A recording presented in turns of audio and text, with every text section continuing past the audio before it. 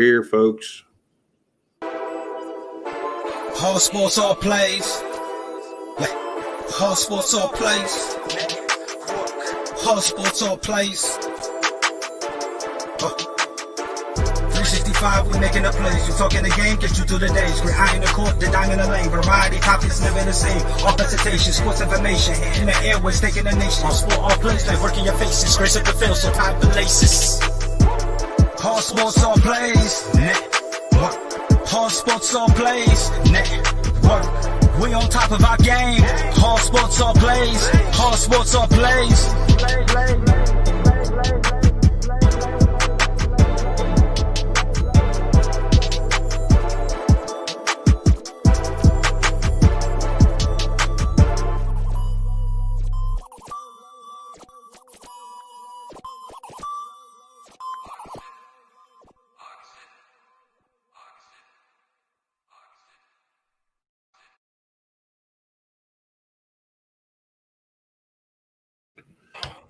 What's poppin', everybody? Welcome into ASAP Network, home of everything you need to know about sports. My name is Will Polston, #Fire Coach Nagy. Alongside with me today is Trey from Jock Talk. Trey, how we doing tonight? Oh, man, I'm good. I was the great slate of NFL games. I can't wait to bust into it, man. I got a lot on my mind. I got a lot to talk about. I can't wait. It was actually very good Sunday games for us. So, yeah, I'm excited. Definitely a lot to talk about. I tell you what, if you haven't joined us ever for a post game, we only covered the afternoon slate of the games as well as the Sunday night football game. And even then, man, we still have a lot to talk about. So let's jump into the game that we have the least to talk about first. Let's start off. Because, I mean, what more is there to say that wasn't said by the score? The New England Patriots went into Los Angeles to take on the Chargers, and we saw a massacre today. 22 men were left on the field. It was a murder, and we're not sure exactly who did it. But the suspect right now is Bill Belichick and the New England Patriots. 45-0 being the final score in that game, and that should tell you everything you need to know. Patriots end up scoring a defensive touchdown as well as a special teams touchdown. Cam Newton runs in 2 touchdowns of his own, and the Patriots improved to 6-6, a 500 record for them, which puts them right in the hunt. I mean, to be completely honest, if we're talking about teams that are going to be late making a playoff push, the Patriots have found their way there. The Chargers, thanks to Nate the Great, are officially eliminated, and man, I'm going to go to you, Trey. Like, what happened? Like, what is this? Is this a matter of Bill Belichick against a rookie quarterback? Does this say who the Chargers really are? Like, what were your thoughts on this game? My thoughts were everything you just said. Basically, my thoughts are, yes, it's a combination between Bill Belichick and Chargers being that bad. But, I mean, Herbert's a rookie. Let's give him that. He's had a phenomenal year. He's going to be a rookie of the year by every stretch of the imagination. He had one bad game. He threw the ball 53 times. I guess you have to because you're down so much or so early. But Bill Belichick, what does he do best is exploit your weaknesses. And that's exactly what he did. Chargers special team is their weak point, and you saw it today. Special teams alone could have won that game for the New England Patriots. I mean, pretty much did. Cam Newton only had 16 yards passing with one touchdown. The leading rusher was Harris with 80 yards. Chargers, I think, just gave up on the season. I think they're just tired of losing in close fashion. And I think they're tired of finding different ways to lose. And I said, you know what, screw it. I think we want to get a new head coach. And I think they're just ready to pack for their season to be over with. And I just think that it's over. It's a combination of everything. And it's a combination of the Patriots starting to look a little bit more like the Patriots. A little bit. When I say that, I mean like they're starting to look like a Bill Belichick team. They're starting to click on the defensive end a lot better. Their offense still needs some work. You don't know what you're going to get from Cam Newton. He's going to be rushing. It's a good, phenomenal rushing unit, but he cannot throw the ball. If you need him to win a game throwing the ball, he can't do it for you. But I mean, myself. But I mean, if you need it in a goal line or anything, yeah, he's a perfect quarterback for your system. But I mean, hats off to the New England Patriots. They find them. I counted them out 3 weeks ago. Right now, they're right there. They're right there. I think they're only 1 game back. So it's right there, man. I would not be surprised if they actually get in the playoffs. I really can't. I wouldn't. But That's my take on this game. I mean, I really didn't watch any of this game, to be honest with you. To be honest, I mean, after the first quarter, I mean, the way it was looking, you didn't have to. I mean, 28-0 at half. I mean, it told the whole story right there just at halftime. I have to address Adam Barber's comment down here, our very own ace from the West Coast. He said the Patriots are one of those surprising teams with basically no offense, and they just keep finding ways to win. And that could not have been summed up better in any other way. I mean, the Patriots were only at 291 total yards today. That is between rushing and passing. As you mentioned, Cam Newton, you said he was held under, 70 passing yards he was held under? 69 exactly. Yeah, and then I know he had a passing touchdown, I want to say, or did he, or was it just the 2 rushing? He did? Yeah, okay. I think. So he had 3 total touchdowns. His 2 rushing touchdowns were from 2 yards and 1 yard. So, nothing spectacular. But it is one of those weird things where the Patriots just keep finding ways. And I think it really speaks to this team's defense. This team's defense is holding on good, and they're still missing a Dante Hightower. I don't want to read that. We'll get to Jared Goff in a second. But yeah, this team's defense is really performing well, and they're still missing Dante Hightower. He opted out for COVID. For those that think that Bill Belichick is a terrible coach, you are wrong. Amen. I think the tides are turning a little bit. Whenever you look at how the games are going right now, you almost have to reconsider the Brady Belichick debate. I mean, whenever people talk about it, who's dependent on who. Obviously they were both there for each other, but man, there's not many coaches that could pull off a 6-6 record with this team. I mean, you want to talk about just liabilities. I mean, complete liabilities on offense. Whenever it comes to the receiving core, the tight ends, I mean, the special weapons are not really there. I mean, the running backs, Damian Harris has been playing well. Cam Newton, as you mentioned, is a great quarterback from like the 5-yard line and on to the end zone. But everywhere else, he's kind of a question mark. But this defense keeps really holding their own. And obviously today, 45-0. I mean, you want to talk about holding your own. Maybe it's a Spygate. I'm not going to throw out any speculations. I'm going to just kind of chalk it up to Bill Belichick being one of the greatest minds in coaching history. But, man, for the Chargers, tough one to lose. First time the Chargers lose by 40-plus since 1973. Been a minute. Let's just say that. And then what a way to officially get eliminated from the playoffs. Game ball, I had to give game balls. I went around and I chose game balls for today. And I'm going to give it to Gunnar Olszewski. And yet, Olszewski. Yes, I probably totally butchered that name. Just say Gunnar, dude. Gunnar. Yeah. If you're a Patriots fan, you know who Gunnar is, especially if you watch today's game. Today he had 1 catch. Only 1, and it was a 38-yard touchdown. And he also had 3 punt returns, and one of them was a touchdown. To touch the ball 4 times in a game and get 2 touchdowns, that's efficiency, and I'm here for it. So, and I refuse to give it to Cam Newton. You don't pass 70. If you can't eclipse 70 passing yards, you don't deserve a game ball. But let's just pretend this game didn't happen. Let's actually get into some entertaining games. Thank you. Let's move on. We'll go to probably I don't even know if I could say this is the least important of the 3 remaining in the 4:00 hour because they were all nuts. Let's start with the Giants at Seahawks. This game was huge. I mean, this game was probably the upset pick of the week. I want to say somebody from the network had maybe even said that the Giants were going to defeat the Seahawks. Freddie will come out here and say that he's had it since the beginning of the season. Don't listen to him. But the Giants are on a roll right now. Winners of 4 straight. They were able to force 2 turnovers and 5 sacks today against the Seattle offense and really kind of shut down the Seahawks. Really weird game, 5-0 score at half in favor of Seattle. And then 2 second-half touchdowns for the Giants was just enough to get it done. And so big win for the Giants. Do you think this solidifies them as the favorites in the NFC East? No. Yeah, well. It's the NFC East. I mean, yeah, it's just like the Cowboys. They look like they were firm good when they beat Minnesota a couple of weeks ago. Like, oh, look at their schedule. They could easily win this division. And then they blow an egg against Washington Redskins. And Giants are capable. Giants, okay, I'm going to say this. Giants are a good team on the defensive end. Their offense is horrible. I mean, that Seattle defense, everyone knows, is horrible. It is horrendous. It is, I can't think of any more words. It is horrible. This ain't the Seattle defense that we're used to back with Shermans of the world. This is the Legion of Boom days. No, yeah. I mean, this is horrible.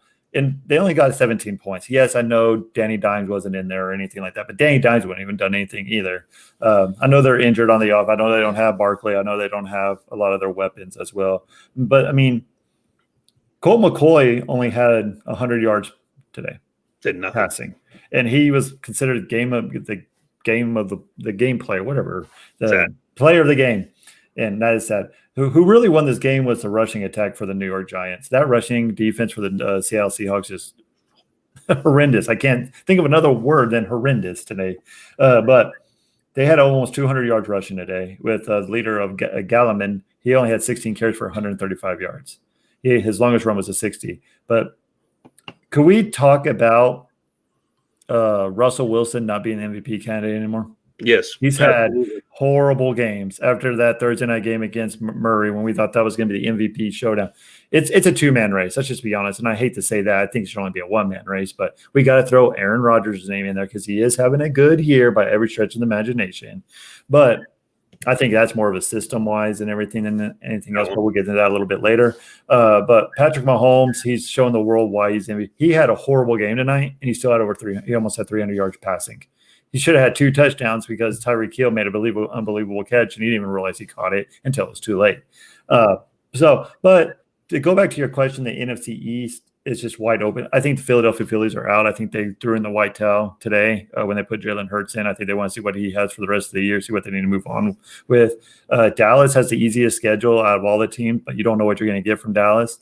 I can totally see New York losing. New York has a tough schedule. They still have the Browns. They still have the Ravens. They still have Cardinals. They still have a lot of good teams left. With Dallas, all their teams are, besides Baltimore on Tuesday night, is below 500 teams. So I'm not giving up on just because I'm a Dallas guy. I'm not just saying that. I'm just saying I don't trust New York Giants offense to carry. Their defense is excellent. Their defense is great. Their defense is everything. Their secondary shut down Wilson tonight. Their pass rush is phenomenal. Sacked Wilson 5 times. Seattle's offensive line was missing a player, I think, one of their best offensive linemen. I can't think of his name, and that showed late in the game as well. But I just don't trust it. I don't trust anyone from the NFC East. I honestly think this might come down to the last game of the season between the Giants and the Cowboys. If the Cowboys win a couple of these games, they should win, and it should come down to that last game. It's going to be an NBC Sunday night game. I almost guarantee it. It's going to happen. I tell you what, it has been it's been interesting to see these Giants go about it. And if you would have told me that the Giants team without Daniel Jones and without Saquon Barkley would be able to find a way to defeat Russell Wilson, I would have told you you're crazy. I mean, I would have shout out to Mess Around in our group chat for sitting there saying that the Giants were going to do it. Takes a lot of guts to come out there and say that, but they found a way to do it. That defense is really standing up for themselves. I mean, that defense is the sole reason they keep winning games, really. But man, this Giants team for some reason is still hanging around. Mm-hmm. But I agree with you 100%. I mean, whenever it comes down to it, it's going to come down to toughness of schedule. And we know all 4 of these teams aren't really that great. I mean, there's nothing really exciting about any of them. I mean, there's a couple spot players here and there. I mean, obviously you can be excited about Alex Smith returning from his injury. You can be excited about Antonio Gibson and Terry McLaurin, their play. You can be excited about, there's a lot of great wide receivers out there in Dallas. There's a lot of great defensive pieces in New York. There's a lot of things to be excited about whenever it comes to certain teams, but this division, man, it's just so up in the air and anything can happen. I mean, we've seen it to where the Giants started off with the worst record out of all of them. And then all of a sudden they win 4 straight. Now they're in first. And I want to say by at least a game. I think they have a game on, now they have a game on the football team. But this is getting really weird. Weird is the best way to put it. But yeah, no, a great game from the Giants, at least on the defensive side of the ball. Colt McCoy came in there, and he wasn't the player of the game by any means, but he at least did what he had to do.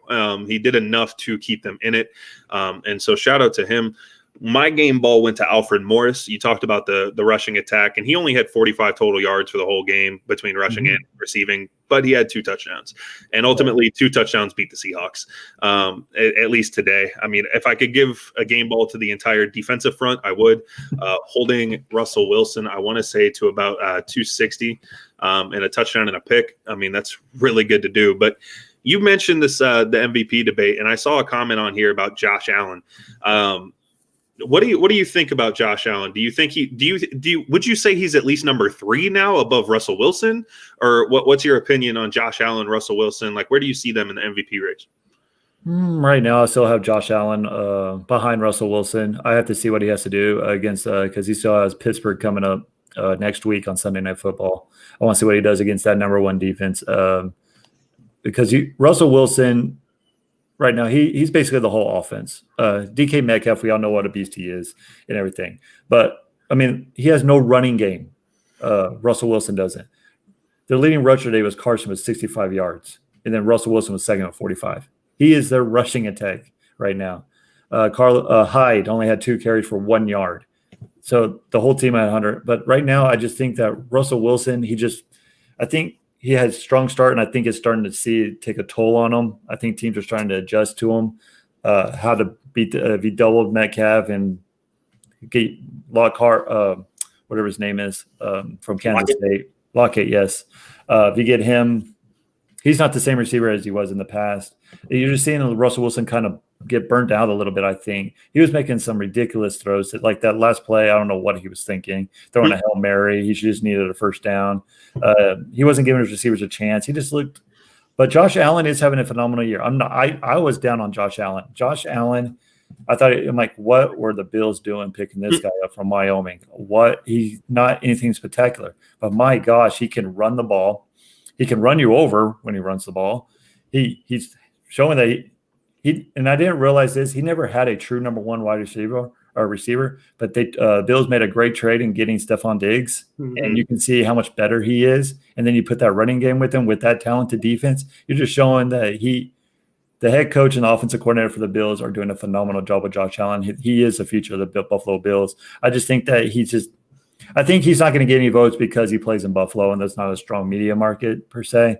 That's why I think he has to jump over leaps and bounds. I think he has to win a division. They haven't won the division yet. Miami's still on their heels a little bit. But I have to see what he does against Pittsburgh next week for sure. If he does what he'd been doing against Pittsburgh against that defense, then I'll be like, okay, yeah, he needs to be in the running. But right now, not a wow factor, except for that one game after his grandmother passed away.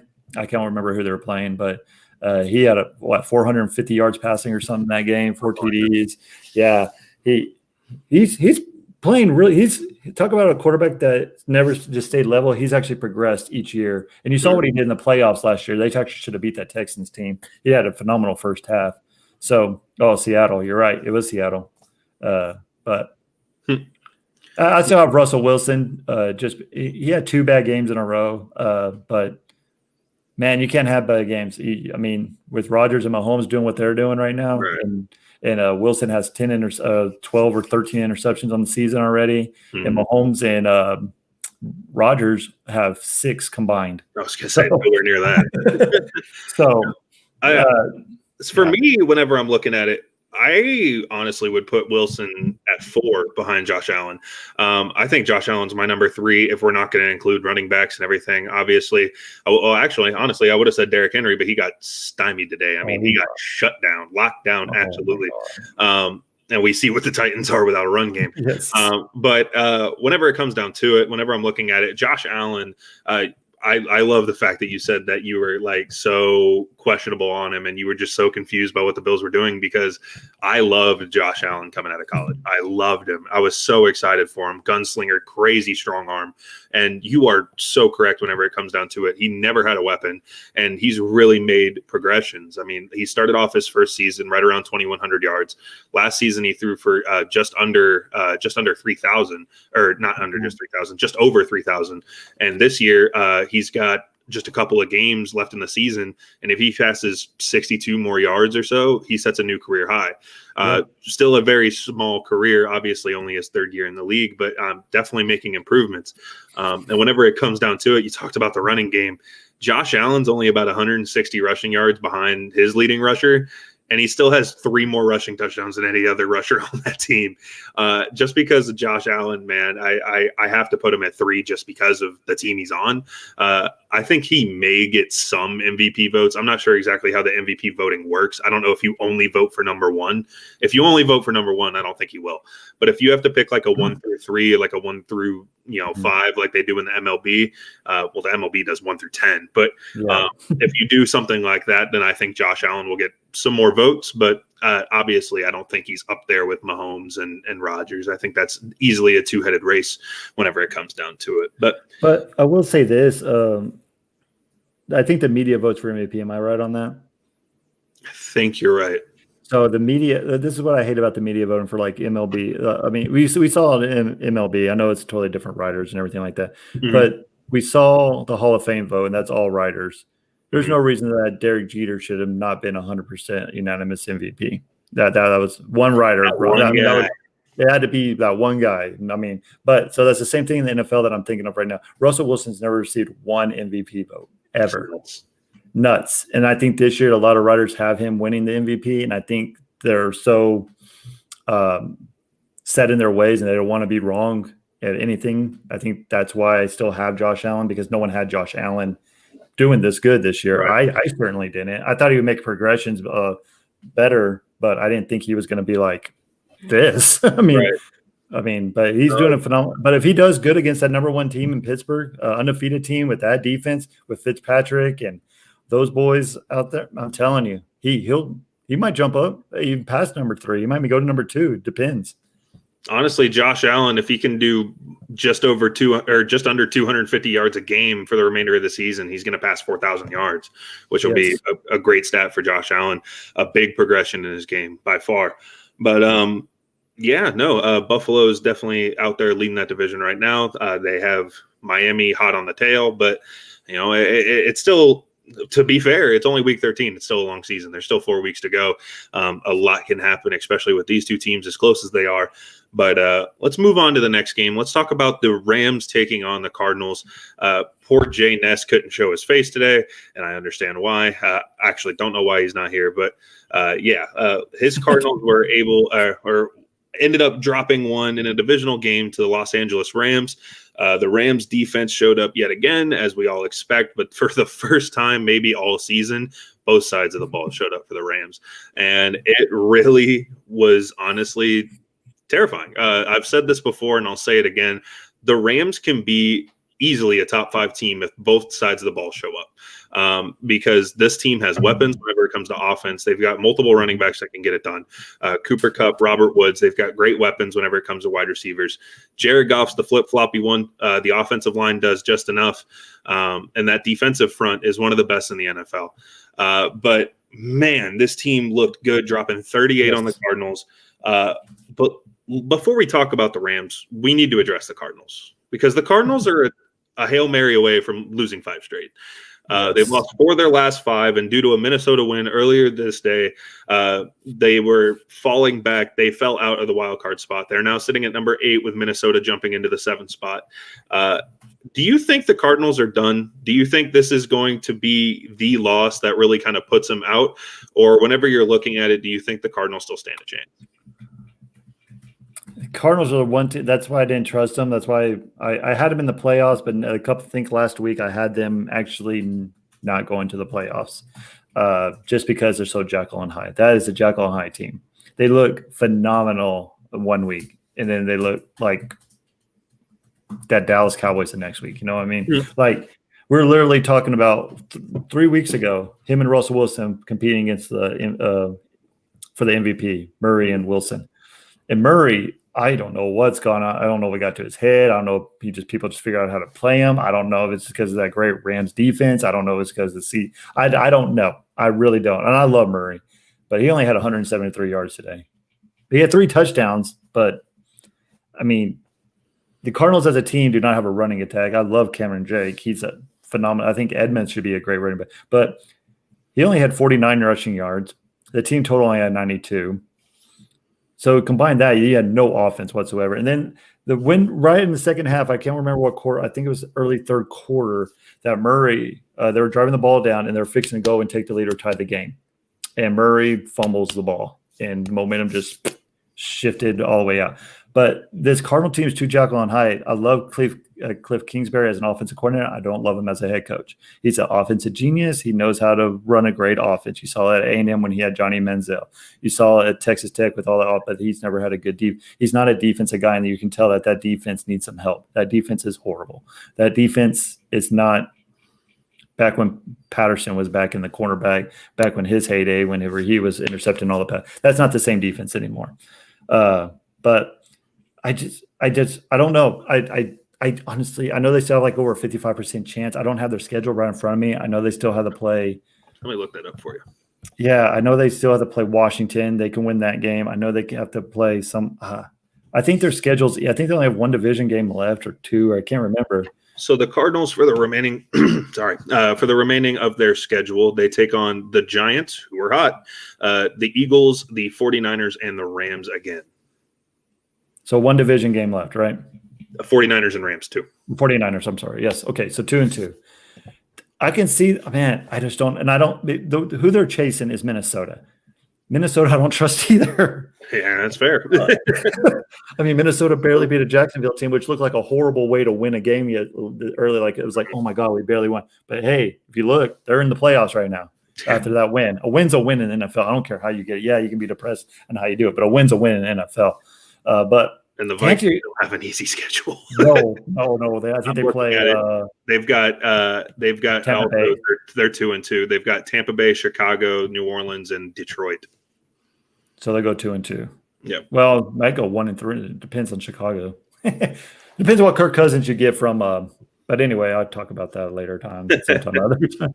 But they're just too Jekyll and Hyde for me, and I just can't give you a clear cut because. Will they get hot at the end of the year and turn it around and win 4 straight, or will they just keep rolling down this bad path? I'm just going to answer your question because I'm not one of these analysts that just push away the question. I'm going to say that they're going to miss the playoffs. I think that they're going to go 1-3 the final 4 games. I think they're going to lose a game that they should win. I don't think they're going to win any of these division games. San Francisco is getting hot. Not hot, but they're getting healthy. They're getting a lot of defensive players back. They're getting their offensive line's getting back. Their playmakers are coming back. You're just seeing it. You're seeing this team click, and you're just seeing that they're not out of the playoff picture either. Mm-hmm. They're only one. They're right there too. Yep. So with the Minnesota loss, that's probably going to happen next Sunday. After I think they're playing the Buccaneers. Am I right? Yes. Minnesota. Yes. So Tom Brady, after a bye week, can have one extra week to prepare with these weapons. And there's no more excuses for Tom Brady. I'm just going to shift to that for a minute. There's no more excuses for Tom Brady. Oh, we don't have time to gel. This is week 14 coming up, buddy. You have time to gel. At week 5, I understand. No preseason games or anything like that. But this is it right now. But Cardinals are just tackling Jekyll and Hyde. I'm just going to say they're not going to make the playoffs. I just don't see it. They're too inconsistent. No, I agree. I agree with you. Just because of the slate that they're on, they haven't played convincing football in a minute. Even their one win in the last 5 games. Like I said, losers of 4 or 5. Their one win that they managed to get was over a Buffalo team, which don't get me wrong, is nothing to be excited about. But it was a Hail Mary. Pray to God that it happens. Kyler even tweeted out there. He said, man, I know DeAndre's down there somewhere. So I don't even know if he knew where he was throwing it. But he did manage to get lucky. One of the best, maybe the best wide receiver in the game, able to high point every other defensive back on the Buffalo Bills. And that's what happens when you have the best wide receiver in the league up against triple coverage. Sometimes you should get lucky like that. But yeah, no, I don't know if I can trust the Cardinals. I really don't. I'm right there with you. I think it's one of those to where the remaining bit of their schedule, it's one of those, the 49ers are a good team. And as you mentioned, they're getting healthy. And if they're healthy, they're even better. Their record does not show the team they are. Right now, they're 5-6. They're getting ready to take on Buffalo tomorrow. But 5-6 does not define this 49ers team. They also have to play the Rams, which we just saw what could happen to them if they have to play the Rams. The Giants are hot. They're going in to face a Giants team who are winners of 4 straight. And the one remaining was, I want to say the Cowboys is what I said. The Cowboys are the Eagles. I think it's the Eagles. And then who knows about the Eagles? We're going to get into them in a minute. But, this Cardinals team's really – kind of questionable. They're a big question mark as well. There's a lot of teams that have like a big question mark, and I think Seattle has a big question mark on them now. I think that loss to New York really puts a big question mark on them too. We knew they were a big offensive juggernaut, but we didn't know how their defense was going to show. And I mean, if the Giants are beating you, I mean, it's a team that could possibly make the playoffs, and and they're both in the NFC, so you never know. But it is one of those things to where it's kind of confusing. But let me get your opinion on this. Let's flip the other side of the coin. Let's talk about the Rams for a minute. So we know what Seattle did today, and we've seen what the Rams can be in this game. We know what they are, but we all know that it comes down to Jared Goff. We know he's the flip-floppy piece. He's good one game, he's bad one game. He's good one game, he's bad one game. Do you think the Rams do you think the NFC West is the Rams division to lose? Because with this game, they're both tied, and the Rams are up due to tiebreaker. Would you take the Rams over the Seahawks? You're going to hate this answer. Am I? I trust the Rams more, not because of Jared Goff by every stretch of the mouth. I'm with you on Jared Goff. But that defense with Jalen Ramsey and Aaron Donald, the defensive line, they're just more of a complete team, I guess you can say, than what the Seattle Seahawks are. Seattle Seahawks, if you stop their offense, you're going to win the game. If you stop Russell Wilson, if you contain Russell Wilson, you're going to win. He's basically your whole team. Besides DK Metcalf, he is a great receiver. He's a beast. But if you double team DK Metcalf and don't let him have the ball, then you have a pretty good shot at stopping the Seattle defense, and that's basically what the Giants did today. The Rams, at least they have a running game. They have Akers, who's balling right now, and he only had 72 yards, but they didn't really need him because Jared Goff was lining it up for 37 completions for 351 yards, 1 TD. He was good, Jared Goff, today. I didn't get that out of my mouth. Everything started going right for him at the beginning is what I'm trying to say because, man, Jared Goff, he's just – if something goes wrong in that first series, he questions everything, and he has a horrible game. He's always had that, and everyone blown to blame Fisher, but Fisher wasn't. McVay came in, and no one knew what McVay was. McVay was an offensive genius who knew it, and everyone didn't know how to figure it. Now we're starting to get tape on it, and we're starting to see a little. But McVay is a great head coach. Don't get me wrong; he's a good head coach. But Jared Goff is not the answer for this Los Angeles. We saw that in the Super Bowl against the New England Patriots, only scoring 3 points. He's not the answer. He's good, but he's not great. He maybe mediocre, I guess you can say. But he was good, Jared Goff, today. But, man, he has all these weapons. How can he not be good all the time? You have Robert Woods. You have Cooper Kupp. You have Everett. You have Higbee at your tight end. You have Henderson. You have the list goes on. Then you have Malcolm Brown as a backup running back. Yeah, I'm just saying. This at that. Yeah. Oh, man, this team is loaded. But you just I trust them more, not because of Jared Goff. I just trust them more because they're a more rounded team. They have a good running attack. They have a great defense behind. No, I want to say a good defense behind them with Ramsey and Boys in the secondary. Ramsey's playing a heck of a. He loves it in LA. You got him out of Jacksonville. He loves it in LA. You're seeing that right now. You're seeing a great one of the best corners in the league. I'll still take Gilmore in New England over Ramsey, but Ramsey's right there with him. Ramsey's a great cornerback, but. Just because Russell Wilson has no running game and that defense stinks in Seattle, I trust the Rams a little bit more just because they're more of a team than what the Seattle Seahawks are offering right now. I don't hate your answer at all. I'm right there with you. I've always said if Jared Goff could actually figure out how to play quarterback consistently, the Rams would be a top 5 team, maybe a top 3 team in the NFL. I mean, this defense does enough every single week to hold in just to hold in Jared Goff, no matter if he's flip or flop. I mean, no matter what, no matter how he plays, the Rams are still competitive. They've lost 2 games to the 49ers this season, which is nuts. But it's a divisional opponent. It's always going to play a little bit tougher. Those are games you can't lose. I mean, those are 2 games, especially with the way they're depleted because of injuries. Those are games that they can't lose, at least not both.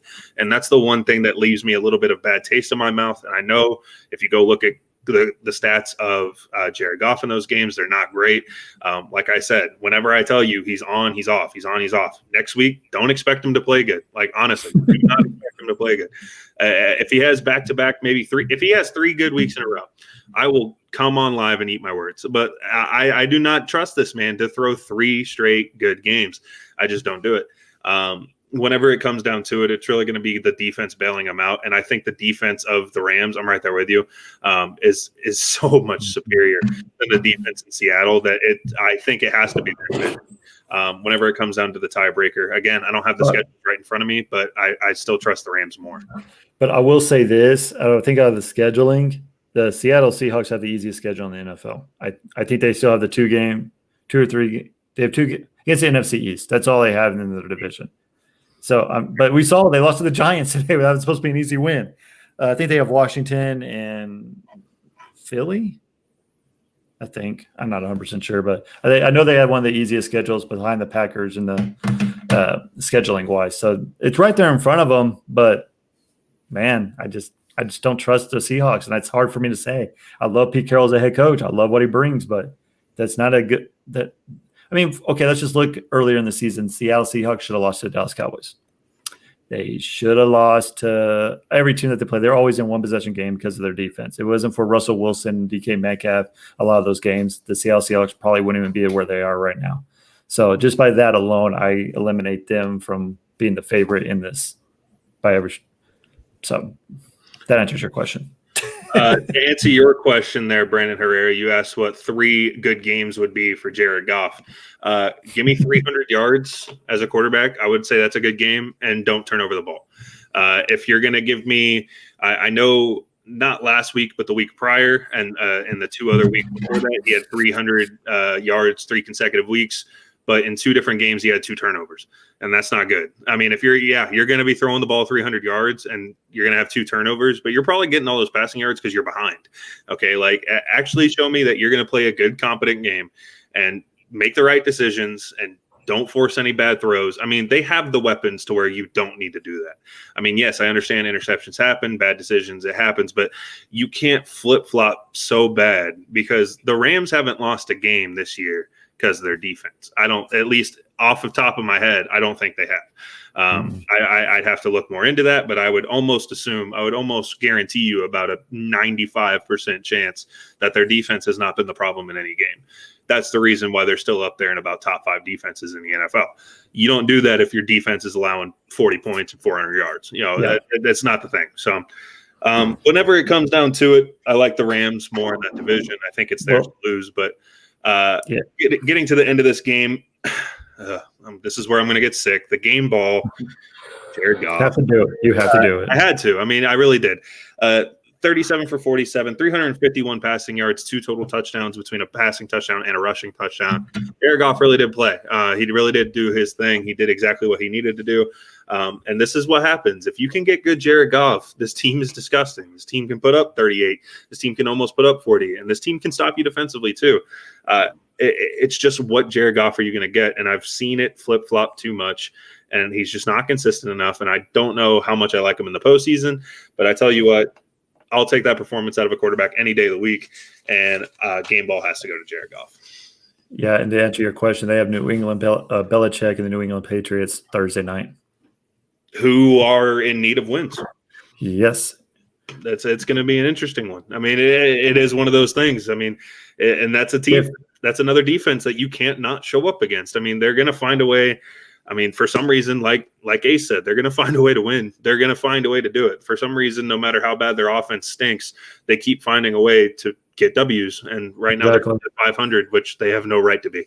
But, so going on to what I would say was the most interesting game in the 4 o'clock hour. And it's because we finally got it from Philly. They finally did it. They finally pulled. This is something that a lot of people have been waiting for from Philadelphia fans. I saw mixed reactions on all types of social media. I've seen positives. I've seen negatives. I've seen positive and negatives from the group chat. Chris Brown probably threatening to hurt somebody. It's so much happened in this game whenever it comes down to it. But the quarterback decision was finally made, and Jalen Hurts finally made an appearance in an NFL game. His first career appearance, but too little too late. Let's be honest. The Packers improved to 12-2 at home under Coach LaFleur. Bills put up 35, but that is the highest. Against the Rams defense. Okay, yeah. But yeah, so it's one of those to where the Rams defense is great. Point blank period. But 16-30, the final score in favor of Green Bay. Congrats to Freddie. Your favorite team won this week. But 12-2 go the Packers at home under Coach LaFleur. But the big news, like I mentioned, is Jalen Hurts. He finally made his debut. Before Wentz getting pulled, he was 6 for 15, 79 yards, and a QBR of 37.2. But whenever we look at Hurts comes in, goes 5 for 12, 109, a touchdown and a pick, and a QBR of 34. So whenever you look at it, the stats aren't great either way you look at it. Obviously, Jalen Hurts didn't play nearly as much time as Wentz did in that game. I want to say that Hurts came in later, or like the mid part of the third quarter. So it's one of those where you can look at it. And I mean, obviously, you can't really judge much off of half of a game, even less, But the Packers got to the quarterback 7 times today. It's time for some Hurt business. Yeah, I'll tell you what. But the Packers got to the quarterback 7 times today. Both quarterbacks are mobile, so that's nuts. And a Hurts touchdown to Greg Ward and a Jalen Reagor punt return made it within 1 score. But then Aaron Jones just decided to run 77 yards up the gut and tell Philadelphia to shut up. It was one of those to where it looked really interesting going in there, if this was going to be another quarterback miracle in Philadelphia. And then all of a sudden, Aaron Jones was just like, no, not happening. So, like I said, a little too late. But interesting. We saw a little bit of life. We saw a little bit of life out of Jalen Hurts. 109 passing yards. I'll be honest, in a half of football is more than I expected. I've been very low on Jalen Hurts since he came out of college. That's just been me. But let me get your opinion on Jalen Hurts and the Eagles' decision to finally go with him. Well, I think all you have to read is first, I want to get to this. I don't think Doug Peterson trusts Carson Wentz. I don't think that Doug Peterson has faith in Carson Wentz. I'm sorry, Christopher Brown. I just don't see it. Right. You just don't see it because he's an offensive guy. He's an offensive genius, apparently, and he's a quarterback whisperer, and he doesn't want to work with Carson Wentz. It doesn't look like he even admitted that he wants to see Carson Wentz, how he adjusts to. Aren't you supposed to help him adjust, being the quarterback guru that you are? I mean, offensive genius that you are. And so I think it's between the ownership, GM, and the head coach. I think that's why Jalen Hurts got drafted in the first round. Let's just get that out of the way. And then answer your question. So second round. That was first round. Yeah, second round. You're right. Second round. Sorry. You're good. But all you need to see is your team's reaction, and it doesn't matter what the fans think of reaction. Mixed reactions. I saw it too on my social media page. But you saw a fire under the Philadelphia Eagles when Jalen Hurts came in. You just saw the team play with more energy. I think I saw that anyway. You saw special teams. You saw the defense step up. You saw Hurts making plays. The receivers were making plays. Everything like that. But I just want to say, Carson Wentz, he had a great first year. Second year, he had MVP caliber year until he tore his ACL. Ever since he tore his ACL, he's been going down every year. I know a lot but how many times are we going to play the injury bug for the Philadelphia Eagles? I'm sorry. Every team has it. Dallas Cowboys this year don't have a starting quarterback. They're on the second string off, no starting offensive lineman for the Dallas Cowboys. Yes, they have all their stud receivers, but they're missing a lot of defense. But we don't give the Dallas Cowboys a pass. We're like, oh, how come they're so terrible? Same thing with New England. New England, half their team opted out because of COVID. And you still putting up. So when you pay, what I'm getting to is you're paying this guy, Carson Wentz, $110 million. And I don't care how much, if Patrick Mahomes was getting, like what he's getting paid. Yes, we know Patrick Mahomes has weapons. Yes, we know that. But if we switch places, will we still be giving Patrick Mahomes a pass? That's what I'm saying. Carson Wentz, he's shown that. I was watching the game today, and I just want, even my dad saying he's wildly inaccurate. He missing guy at 5 yards. He's holding the ball for way too long. He's not reading the right reads. He's trying to do too much with it. So I think Doug Peterson, the coaching staff, made a great decision. I think you have to see what you have. Granted, if they don't, now saying that, I think I really don't think they want to make the playoffs because they know if they make the playoffs, they're going to be 1 and out because they're either going to have to play the Seahawks or the Buccaneers or somebody, or Rams. They're going to be out by every stretch of the imagination. So why not put in Hurts and see what he has to give you and see if he's going to be a valuable backup or see what you need to do with Carson Wentz to see if you need to trade him somewhere or something like that. But I just saw that the players ignite under Hurts a little bit more than Wentz. I just saw a little bit more. It made it a game. You just saw everyone boost their level. If it wasn't for Adams in the running game, or sorry, Jones running that 77 long touchdown, this was a game going into it. A very close game. But man, Philly, ever since they won the Super Bowl, they've just been a whirlwind. It's been a mess. But honestly, if I was a if I was a head coach, general manager, I would go with Hurts the rest of the year. I mean, I would, just to see. Might ignite your team. You might get some win. And plus, I think he gives you a better option, more options running the ball. He's a little faster than Wentz. He's a little bit more mobile, and he makes quicker decisions than what Wentz does. And I think Wentz just needs to sit back and look and take a deep breath and be like, all right, this is what I need to do, and we need to start fresh from. And I also think that the Philadelphia Eagles need to see what they have. If they need to blow it up and see if they need to rebuild or whatever the case may be. I think the Philadelphia Eagles are right at that point right now. That's where I look at them as.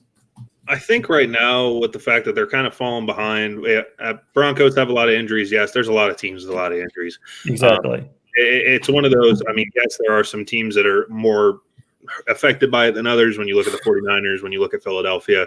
But at the end of the day, it's the game. I mean, it's going to happen. People are going to get hurt. Nobody goes through a whole entire season with all starting 22, on both sides of the ball, staying healthy. It just doesn't happen. But whenever you're looking at it, the next game that they have to face is against New Orleans. And this is a New Orleans team that's already clinched their postseason spot. And they're running behind Taysom Hill, who for some reason played good today. Could have been worse, I should say. Well, he's playing against Atlanta. I mean, come on. He's the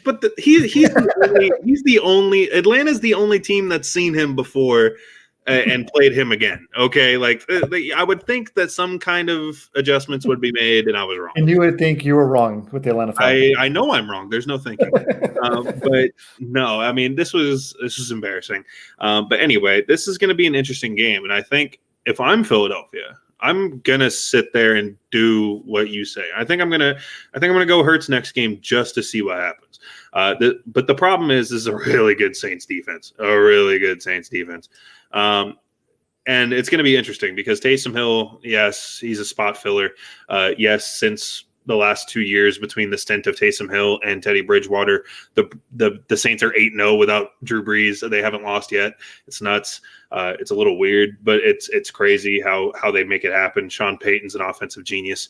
Yes. But yeah, I mean, why not? And why not try it out? Just see what you're going to get. I mean, the offensive line's bad, so it doesn't matter what quarterback's back there. They're going to get hit. But if Jalen Hurts is going to sit there and make decisions quicker, you might as well just throw him out there and hope for the best. Now, give him a half. If the half's not going well, maybe go back to Carson Wentz. It's one of those situations, but I mean, that half has to be abysmal. That half needs to be pretty bad for me to put back Carson Wentz. But we'll see exactly what Doug Peterson and everybody's going to do. There's definitely a lot of question marks whenever it comes to it. Obviously, that's what comes whenever you draft a quarterback in the second round. You knew it was going to come with question. It's not like you're taking somebody in the fourth or the fifth, later on, and you're expecting them to sit. This is a guy that you spent a second round, a very high level draft pick on. This is a guy that you expect to be in the system pretty soon rather than later. And we may be seeing the tides be turning over to the Hurts side of things, but whenever it comes down to it, I'm giving my game ball to Aaron Jones because I won't give it to Aaron Rodgers. Thank God. 130 yards. Yes, one was a 77-yard carry, but I don't care. 130 yards and a touchdown, 8.7 yards per carry. That's a dominant performance. You don't get to see that very often. 8.7 is amazing, and he only did it on 15 carries. So even without the 77-yard run, that's still a pretty productive day. I would go with Aaron Jones over Aaron Rodgers. But, the Packers are looking pretty good. They held down 16 points to the Eagles that are having quarterback issues, but they're heating up. They've improved to a 9-win team. And so we'll leave it at that. We'll go on to the final game. Denver facing off against Kansas City. Embarrassing. That's the one word I'm going to go with right now off the top of my head. Denver's up 10-9.5. And first off, if you bet the money line that Denver was going to be up a half, you're a millionaire, and you're probably not watching ASAP Network. So congratulations on winning a ton of money. But going on to the adjustments at half, the Kansas City Chiefs were able to hold them to 6 points in the second half. Ultimately, a game that was 10-9 at half and 16-22 in favor of the Chiefs. Did just enough to get ahead, but you want to talk about playing down to your opponents. This was a Kansas City Chiefs team that should absolutely blow the doors off of this Denver Broncos team. And I don't care who your quarterback is. I don't care who your defense is. I don't care anything. Okay, we're talking about the favorites, and everybody says that they are the consensus favorite to win the Super Bowl. Yep. No matter what, just because nobody's sold on the Steelers, everybody thinks they're phony, and everybody's convinced that this is the consensus pick to win the Super Bowl. And you're going to play down like that, and that was tough for me to watch. Let me get your thoughts on that game. What were you thinking whenever you were watching it? I was thinking what Chris Collinsworth was thinking. It's a letdown game because remember, it was a sandwich game, I guess you can, if you want to call it that. This came off a big win over against Tampa Bay, against Tom Brady and company. That was a big hype game. And you got to remember, when they played earlier in the year, Denver played them tough. They really did. I forgot. It wasn't for a kickoff return and a pick six late in that game. That game was a blowout at the end, but it was a one-possession game going into that fourth quarter. So Denver knows how to play this team. I'm not going to it's the NFL. It was a fun game to watch. Locke did a better job than I thought he was going to do. He had 2 picks, 2 touchdowns. But Mahomes, talk about, Patrick Mahomes. I mean, he had a horrible game, you would say, right? I'd say so. For him. 318 yards. Definitely not a bad game in the NFL. 318 and a touchdown, no picks. I mean, that's what I just classified as a good game. That's literally what I just classified as a good game. But the problem is we look at it and we see Pat Mahomes and we're like, well, that was terrible. For him. Well, what you also got to realize is, yes, how bad Denver Broncos are, but they're leading the league in red zone efficiency. What I mean by that, their defense only gives up like 47% of the time touchdowns. Hey, Bears are second. Something. Yeah. Hey, there you go. So for even though how great Kansas City is and all the weapons that they have, Denver Broncos are tough when it gets down to the red zone, and you saw that again tonight. Denver's one of those teams, though, man. Their defense, they get up, they play down to their level, or they play up with their level. They really do. But if the Broncos had a quarterback, this would have been a better game. The Broncos have a better record by every stretch of the imagination. Let me tell you. But what I'm really mad about is that if Kansas City wants to win the Super Bowl, they got to shore up that run defense. That run defense is horrible. You had the Denver Broncos, who almost had 200 yards rushing in this game. You had Gordon, who had a heck of a game, 131 yards on 15 carries. You had Philip Lindsay. He didn't have he's coming off injury out or something. I don't know what's going on with him. But he only had 26 yards. But Gordon carried that team in rushing for 179 yards. But Kansas City's Kansas City defense is a typical bend but don't break defense. Mm-hmm. You're going to get yards on them, but they're going to turn you over when it matters most. They're going to make you make a mistake when it matters most. It's just right when it seems like it's right when that avalanche is hitting for that offense. When that Patrick Mahomes run offense, when they scored 28, 35 points in the first, second, third, fourth quarter, and the defense just stops them right, boom, boom. But then later on in the game, the offense doesn't score, and the defense just lets them do whatever they want to. It's one of those like follow me what the offense is doing kind of thing. But for Kansas City to win the Super Bowl, they got to shore up their defense because you can't rely on Patrick Mahomes and these weapons to carry you to another Super Bowl ring this year. You just can't rely on that. So you just need to shore up your run defense, and I think they'll be all right. But I just think it was a trap game. I just think because it came off an emotional win. Then they have Miami next week. So it was like, oh, crap, we had the Denver Broncos who have a losing record and really don't have a good quarterback. I think they just kind of took them a little lightly. But Patrick Mahomes was playing really well. A lot of his he was throwing great balls, and the receivers were dropping them, a.k.a. Tyreek Hill, who had a touchdown and didn't think he had a touchdown and should have had a touchdown. Oh, my gosh. That was a great catch. But it was luck. But yeah, I think you're right. I think Kansas City is a favorite to win. I think they're going to overtake Pittsburgh and get that number 1 seed, and you have to go through Kansas City, which we all know is a tough place to play. Even though there is no fans, but something about that. They still have fans there, and they still are loud, and you can still kind of hear them. And I think it's going to be one of the few teams with a little bit. They still got a couple there. But man, whenever I was sitting there looking at it and talking, thank you for bringing up that red zone efficiency. 0 for 4 for Kansas City today. 0 for 4 in the red zone. That is absolutely nuts. The fact that we've been shown that if you can hold them in the red zone, they are stoppable, because 22 points is a game that you can win, especially for Kansas City. You know, if you can stop Kansas City to 22, you're doing really good.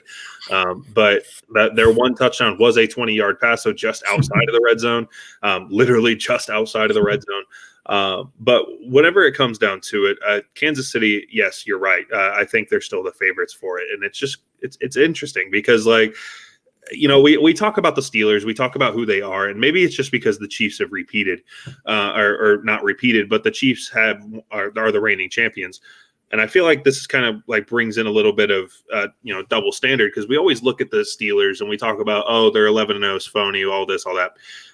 And they have an amazing defense. That's the big bright spot. Their offense seems to be the question mark. Their offense shows up one day, doesn't show up, a lot like the Rams, honestly. But their defense is quite superior.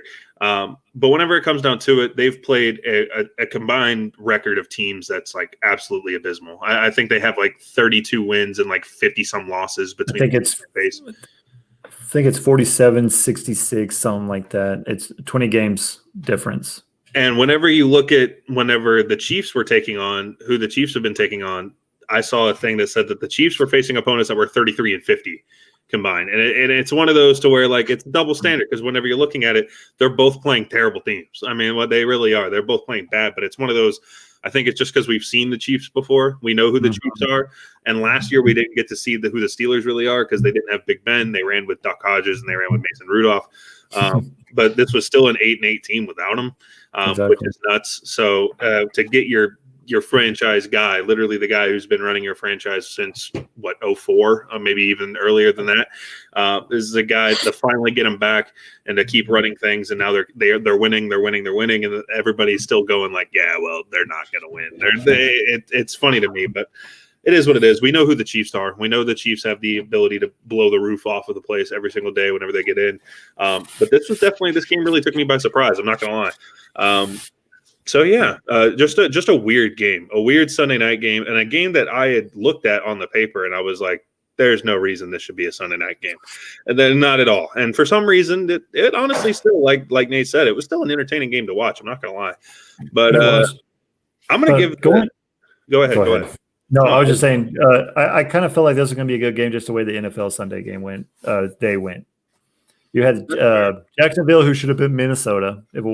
You had the Jets, who I don't know what we're doing on the last play of the game to let not play one-on-one defense. That's what they were doing. I think that's what they were doing. I think the owner called the head coach, like Matt Gates, hey, you need to let them score here, because that's exactly what it looked like. Jacksonville may lose. You need to lose this game. Yeah, and then you had the Bengals almost. I'm just telling, today was almost an upset Sunday kind of a day. And you say what the Giants did against the Seahawks. So I'm like, this is just a weird day in the NFL. I could see the Broncos hanging around, and they did. So Bengals threw a few punches at the Dolphins, figuratively and literally. I mean, it was an interesting game to watch, but weird game ball. You know what? I'm going to be different. I'm going to give the game ball to Harrison Butker. Man went 5 for 5 on field goals and an extra point. That's 16 points. Okay. He tied the Broncos. I'm giving it to Harrison Butker, just because, I could give it to Pat Mahomes, but 318 and a touchdown is not. That's a sad game. That's Bush League for Pat Mahomes. I mean, that's rookie numbers. He's warming up like that. But let's get into the games that we have remaining. Let's talk about I want to say there's 3 other games that we have going on. Let's start with Buffalo going on to San Francisco to take on the 49ers. An interesting game for both teams. Both teams very much still in playoff contention, especially with the way the wild card shaping up in the NFC. What are your predictions for that game? What are you thinking? Both teams need a win. The 49ers need to win more than the Bills. The Bills are going to get in the AFC playoffs. But the Bills, they have Miami Dolphins right on their heels. So to get that division title that they haven't won since 99? Or no, not 99. I can't remember. Something like that. Yeah, they haven't won in a long time. And this is the year they need to do it. They have the Patriots down. But 49ers are getting healthy. They're playing. Remember, this game's not in San Francisco. It's in Glendale. Because apparently San Jose County doesn't want any football in their county or any sporting activity for whatever No more reason. home games, baby. Neutral site. So Last time you saw that in the NFL? never. 34 years, never. But man, I think I'm going Bills in a close one just because I don't trust Mullins. I don't think the 49ers are going to score enough points. I think the 49ers defense is going to hold Josh Allen but I think Josh Allen has a little bit more weapons. I think Singletary is going to get it going on the run game in the second half. I think you're going to see a Diggs touchdown sighting. I just think that Buffalo has more weapons and their defense is more. I think they're more they're more of as a team than what San Fran. And that's just because of injuries. What Shannon has done with this team, with Kittle being out, with Garoppolo being out, Mostert being out, whatever his freaking name, I can never pronounce his name, being out for a lengthy time. What he's done to keep him in playoff contention is actually remarkable. Kyle Shanahan's doing a phenomenal job at that. So, but I think it's going to be close. I just don't think I don't trust Mullins to save my life, even with all those weapons. Give me Josh Allen with his 3,022 touchdowns and 8 interceptions. I think they'll win by 7 points. Yeah, no, I'm definitely a little bit more on the Buffalo side just because they're so cohesive of a unit. They're one of the teams not facing the injury bug as bad as a lot of other teams. They've managed to stay relatively healthy, which is a big ups to them. At least their key pieces are staying in the game. I trust Buffalo. I feel like, yes, 49ers definitely need to win more, but like you said, it's going to be weird for this game just because. Oh, and by the way, I said when was the last time you saw a neutral site game? I guess you could say every game to London's neutral site, but I mean they're all Jacksonville Jaguars and exactly over there. So I mean it's technically a home game. We expect it. Weird not seeing that this year, by the way. But yeah, no. Whenever I'm looking at it, Buffalo is the more complete team. At least whenever I'm looking at it. Even now, whenever 49ers are healthy, I think I'd still say that they're more of a complete team just because this Buffalo team is like, they're weird. They for some reason always stick together. Doug McDermott's done a really good job of building a good culture over there. It's almost like you're a Bill for life. You don't really typically go many places once you get to Buffalo. And they've done it. They've stuck around long enough. They've come cohesive as a unit, and I'll take them over the 49ers. But I also agree it may be a close one because we've seen the 49ers play some good games this year. It's definitely not a team that you can count out by any means. But going on to the other game tomorrow night, actually the game before this one, I completely forgot about which game was lined up first. But the football team will be taking on the undefeated Pittsburgh Steelers. I think this has upset written on it, or at least it could. I don't think I'm not going to take them. I'm not going to take them. No, I'm still taking Pittsburgh. But this is a game that, at least in my opinion, this is a team that can't be slept on. Washington football team, at least, this is for some reason they're a really good team. Their defensive side is great. Terry McLaurin is an amazing wide receiver. Antonio Gibson is a very slept-on running back. He's very great in both the run game and the receiving game. And Alex Smith is doing just enough to get that team by. It's one of those to where this team is interesting, and we've seen Pittsburgh play down. Historically, we've even seen them play down to their opponents, but we see them doing it this year as well, just the same. There's been a couple of games where we've already said that they should have lost. We've talked about the Dallas game, Dallas-Pittsburgh multiple times on this network. This game against the Ravens should have been way better than that. It's one of those, they have a lot of question marks, but they are coming off of another win. They're gonna go into it with a little bit of extra off time going in on Monday. How do you see this game? Because I'm going to take Pittsburgh. I don't think it's going to be as close as everybody's saying it's going to be. I think Pittsburgh will take care of business at least this week. But I think going on in the future weeks, whenever they have to take on Buffalo, Indy, and Cleveland, it's going to be a little bit more dicey. Right. Oh man. I'm with you. Oh man. I think Pittsburgh's I think this is gonna be the game. I think they're hearing noise like, oh, Pittsburgh's fraudulent. They haven't played anybody. They played down their competition, but I seriously think that this might be the game that they're gonna put it all together. I think last week against the Baltimore Ravens, I think they were just frustrated, and the Ravens didn't have talent, but they also didn't have film on them. They didn't know what they were gonna do either. Like, it was kind of a weird situation for both teams. Like, you know what I mean? Like, for sure. They're playing scout team players. You don't see. It was literally a completely different team than what you had doing because the running backs weren't the same, the quarterbacks weren't the same. It's a lot of missing pieces. So yes, but oh man, I still have. I think Pittsburgh's going to go off and win this game pretty handily. Be honest with you. Now, will Pittsburgh be able to? Are they going to run the ball? Are they going to have? If James Conner's back, I don't know what. Let me look up Conner's status right now. I don't know if he's been cleared for COVID. I know that's what he was missing time for. I don't. But while you're looking at that, Washington, they allow 332. They have a pretty good stout defense. They only allow 114 yards rushing, 217 yards passing. So that's going to be fun. It's going to be fun to watch. That defense, but I just don't trust Alex Smith. It's a great comeback. He's going to win comeback player of the year by every stretch of the imagination. He should win comeback player of the year, Alex Smith. Just coming back from that gruesome injury alone, but he's holding that team. But you got to remember, holding that team, he beat the Dallas Cowboys. If it wasn't for stupidity coaching by Mike McCarthy, faking it on your own 25 on 4th and 10 for some odd reason. They were only down 6 points going in that game. And then Dallas couldn't stop the run after that and everything like that. So, but if Washington gets their run game going, and I don't know if McLaren plays wide receiver, that's going to be – he's questionable. I just think Pittsburgh and that defense, I think that this is going to be the game that they're hearing all the noise. I think they're going to put it all together, especially with Kansas City winning. They were right on their heels. Pittsburgh wants that number 1 overall seed because they want to play home field. They don't want to travel anywhere. They don't want Big Ben to fly anywhere. He wants him in his home bed. So I think this is going to be the game. I'm just saying this because I'm a Cowboy fan. I need Washington to lose. I don't know why I want the Dallas Cowboys to make the playoffs. I just do to make a fun story out of nothing, just so I can hear everyone get mad at us Dallas Cowboy fans like, oh, we're back. And we're really not. But it's a fun game.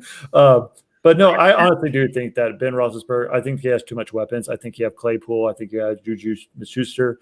You have other wide receivers. I can't remember the name. Then you have, if Connor plays – there's been no clearing of him coming back. Right now, it's still Benny Snell. I'm assuming they have to wait for back-to-back negatives, and I doubt that they'll get that before game time. So I'm assuming Benny Snell will still be in there. But if Gibson in that running game, the offensive line can get it going and hold the ball away from Pittsburgh, that's going to be the key. If they can do that, then they can have a shot. But if this defense I'm telling you, this defense for Pittsburgh, even though they haven't really played anybody, they're legit. They're really good. And they showed it last year. They said at 8-8 last year. That tells you everything you need to know. And how smart was it for the Pittsburgh Steelers to go off and get what's his name? Oh my God. Everyone's like, why are you giving up a first round? I'm like, why not? He's young enough to be a first round. And it's huge. He was a first round pick in his draft. Exactly. And now we've seen that defense. Somebody for Minka. It's like a 1-for-1 trade. Man, that defense is stellar. I'm just taking Pittsburgh. I think Pittsburgh's going to lose a game this year. It ain't going to be Monday night. All right. Well, we agree on that one, and bring it to the final game as your Dallas Cowboys will be traveling to Baltimore to take on a carcass of the Ravens. I don't know what the status is for everybody in that game either. I want to say that we may not know on that either. Let me look up Lamar Jackson's status, but you're the Cowboys fan. Let's at least get your opinion on this because this will be interesting to hear. Oh, he is expected to play on. Effective he's going to be coming off of COVID. That's going to be the key thing for me. But once again, this Dallas Cowboys run defense is horrible. But then again, it's a Dallas Cowboy team who plays to their competition. And remember, the Dallas Cowboys are actually having 2 weeks off, basically. They haven't played since Thanksgiving, Thursday night. So when come Tuesday night, it'll almost be 2 weeks since they played. So basically, already had a bye week. So that's another week of preparation for Andy Dalton to get familiar with his weapons. Remember, Andy Dalton's also been hurt. He hasn't had time to ever since Dak went down, he got injured the following week. So, and then he had COVID, and then all these other things happened to him. So he hasn't had time to gel with the receivers right now and to get that timing going. So I think that extra week's going to help him. But that Baltimore Ravens defense, that secondary, is actually pretty good. So Mike McCarthy's going to have to stick. What won him against Minnesota was that running game. He has to stick to the running game. That's the only way you're going to beat Lamar Jackson in this team. If Lamar Jackson's even good at what he is. But Like I told you earlier before the show started, this is a game I can see the Dallas Cowboys winning. This is a game where I can totally see them winning, and all the Cowboy fans like, we're back. We are coming back. We're going to make the playoffs. We're going to win the Super Bowl. No, we're not. Every year, 25 years, we have never won. We're not going to win the Super Bowl until Jerry Jones is gone. I'm just going to be straight up honest with you. Thank you. But here's a funny statistic. You know who's leading the Cowboys in passing yards? Dak. Dak still. Yeah, I was going to say. That's weird. And Zeke Elliott's having a horrible year. He's having 770 yards. Dak was top 5 whenever he got hurt. And can we start? I mean, I was never a Dak guy. I always thought I never wanted to sign him. But can we please sign this guy? We're showing how liable, like how great he was great for this team. Let's just be honest with you. For what this team was, this is what Dak was made for. He's a great leadership. He wasn't the greatest arm. He wasn't the greatest thrower, but man, he doesn't give up. He plays till the final whistle. You saw that against Atlanta. You saw that against the Cleveland Browns. They should have came back and won that game. If the defense can stop the Cleveland Browns, they should have won that game. If it wasn't for that stupid double reverse pass to Odell Beckham Jr., but we'd be talking about the first place Dallas Cowboys. But man, I think just because Dallas can't stop the run, they're worse in the league in rush defense. But they got an extra week to get healthy and everything. But Lamar Jackson in run game, I'm going to take the Ravens just because they're on a losing skid, and I think that they need a win badly. I think Dallas is kind of halfway checked in, checked out. Now, if the Giants would have lost this game, I would have totally picked the Cowboys to win this. If the Giants would have lost to the Seahawks, I would have picked the Cowboys to win this game. Because I think that the Cowboys were like, oh, did you win the game? We're 3-way tie for first place. If they would, that division has to be interesting all time. So that's why I'm saying look at the football team, because that could be interesting.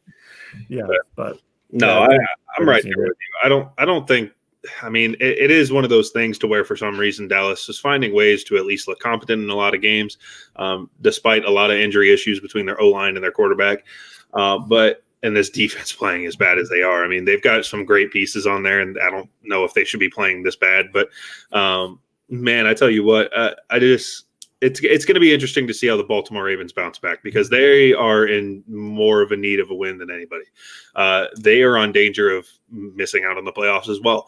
I want to say they're on the outside looking in right now. And so they are in desperate need. They are in win now mode, and that is for sure. And it doesn't help whenever Cleveland's out here upsetting teams like the Titans. It's only kind of pushing your hopes back even more, especially since they're a wild card team. Titans and Colts, they're both going to go to the playoffs somehow or another. Yep. Despite a big monumental fall off. So it comes down to, is it going to be the Ravens? Is it going to be a Raiders team that barely managed to beat the Jets? Is it going to be a Miami Dolphins team? Is it going to be, are the Ravens going to wake up? Like what is that final wild card spot going to be? And it's been really interesting, because if we didn't have that 7th wild card spot, we'd know the AFC playoffs almost right now. Yeah. It's going to be the divisional winners, and it's going to be Cleveland and Indianapolis, or I should say the second place in the AFC South, because we don't know. But it's one of those to where, and you could argue the same for the NFC side. We have the divisional winners, we have Tampa Bay, and we have the second place in the NFC West. It's one of those to where that's a little bit of a closer race, but I mean, it's almost a lock in the AFC side. Like we know who's going to go. But that 7th wild card spot, man, is really adding a lot of interesting storylines to the season, and Baltimore is in desperate win now mode. It doesn't get easier. You need to get your W's while you can, and coming fresh off of COVID is not going to be easy. We saw Cam come back off of COVID and play absolutely abysmal. That's the first person I'm thinking of off the top of my head whenever it comes down to it. And they're not only having one person come back, they're having 2 in J.K. Dobbins as well. Exactly. So it's going to be interesting to see how they make it work. But we'll see. I mean, we're going to have the answer on Tuesday. So I will say this with the Ravens, if you just look at their schedule, they have Dallas, Cleveland. That's going to be a good game. That's a hard game. That's going to be, and then, oh my God, Jacksonville, New York Giants, Bengals, It's in their hands. It's in their hands. It's really, if you are the team that you are, it's really your wild card spot to win, my friends. But we're going to find out a lot of answers about the Baltimore Ravens, because right now there's a lot of question marks. But if they find themselves on the outside looking in at the end of this postseason, we have a lot of questions to ask about the Baltimore Ravens. But until then, we'll try to stay optimistic for old time's sake. But thank you, Trey, for joining me tonight on the NFL post game, and thank you, Nate. Go ahead and bring yourself on screen, Nate. We appreciate you running the scenes back behind it. We appreciate you. There he is. There it is. Good job, Nate. Yeah. Shout out for always being in the comment section. Thank you for running this for us. Always couldn't do it without you. And until next time, we will catch you again on Real Talk. So Between the Ropes coming on after this? Yes. Yeah, all right. So if that is confirmed, then go ahead. If you're a big wrestling fan, feel free to stay on the network. You'll catch Between the Ropes right after us. But until next time, until we have more NFL news, we will catch us in the next one. Take it easy. All sports, all plays. Yeah. All sports, all plays. All sports, all plays. 365, we making a plays. You talking the game, get you through the days. We're eye in the court, the dime in the lane. Variety, topics never the same. All presentation, sports information. In the airways, taking the nation. All sport, all plays, like working your faces. Grace at the field, so type the laces. All sports, all plays. Network. All sports, all plays. Network. We on top of our game. All sports, all plays. All sports, all plays.